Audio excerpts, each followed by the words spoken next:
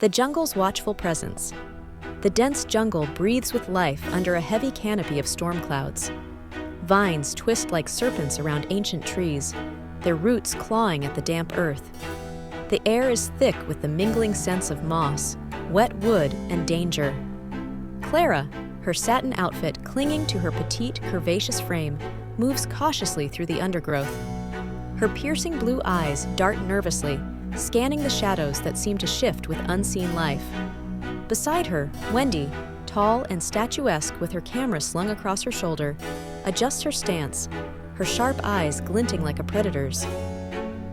"This storm is unrelenting," Wendy mutters in Spanish, wiping droplets from her lens. Clara hesitates, brushing wet blonde strands from her face. "I can't shake this feeling, like we're being watched." They seek refuge in a cave as they confront their fears and the legends of a hungry tribe. The relentless rain transforms the jungle into a symphony of rustling leaves, dripping water, and distant animal calls. Shadows move at the edges of their vision, and the oppressive atmosphere feels alive, as though the jungle itself is observing the intruders. Clara and Wendy navigate their way through the ominous weather while feeling an unsettling presence, seeking refuge in a cave as they confront their fears and the legends of a hungry tribe. Clara clutches Wendy's arm. The stories of the hungry tribe, what if they're true? Wendy glances at her companion, her jaw tightening. "We're not staying to find out. Look, there's a cave. It'll shelter us from the rain." The two women hurry toward the rocky outcrop, the mouth of the cave gaping like a predator's maw. They step inside, their footsteps echoing softly against the cold stone walls. The cave offers a brief respite, but the oppressive silence outside is unnerving.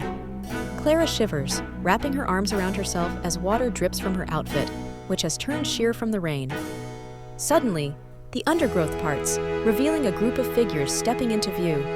Their bodies are painted with intricate patterns of red, black, and white, their muscular frames adorned with feathers, beads, and bones.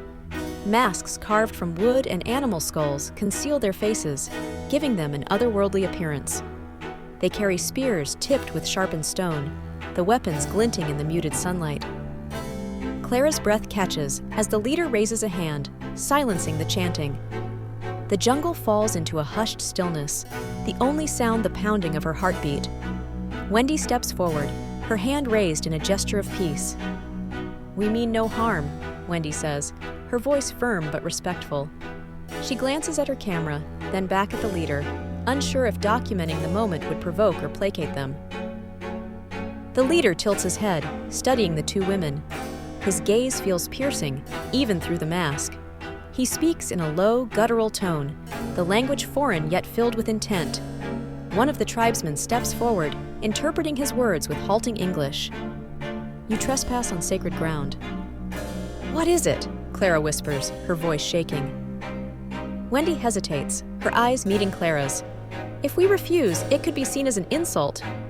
Clara swallows hard, then takes the bowl with trembling hands. The liquid smells of earth and herbs, its surface shimmering like oil. She sips, the taste bitter and potent. Wendy follows, her expression guarded as she drinks. Clara steps forward, her satin outfit now dry and clinging to her form like a second skin. Her piercing blue eyes widen as she takes in the scene. Vibrant plants unlike anything she's ever seen. Massive blossoms with iridescent petals and vines that seem to pulse with life stretch across the clearing. The ground beneath her feet feels soft and warm, almost alive. Wendy follows, her camera slung across her shoulder, her fingers gripping it tightly. "This isn't on any map," she mutters, her voice tinged with awe and unease.